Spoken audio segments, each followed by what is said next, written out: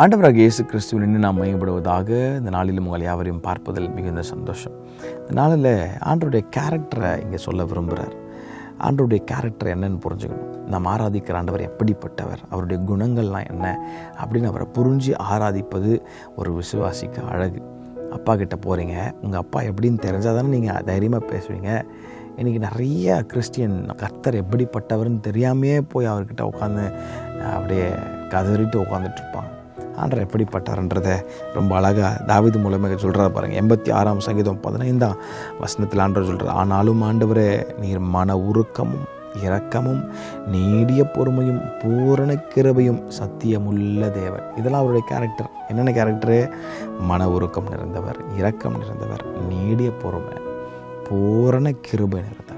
இது மட்டும்தானா அப்படின்னா இல்லை, அவருக்கு நிறைய கேரக்டர்ஸ் இருக்குது. பைபிளில் படித்து பார்த்திங்கன்னா நிறைய கேரக்டர்ஸ் இருக்குது. ஈஸ் ஜெல்லஸ் கார்டன் இருக்குது, ஆமாம், பொறாமை உள்ள எரிச்சல் உள்ள தேவன் அப்படின்ருக்கு, 1000 தலைமுறைக்கும் இரக்கத்தை காக்கிறவர், இதுதான் என் நாமம் அப்படின்னு சொல்கிறாரு. நீ பண்ண பாவத்துக்கு 4ஆம் தலைமுறை மட்டும் உன் பிள்ளைனிடத்தில் நான் விசாரிப்பேன் அப்படின்னு சொல்ல, அது என் நாமம் அப்படின்னு சொல்கிறாரு.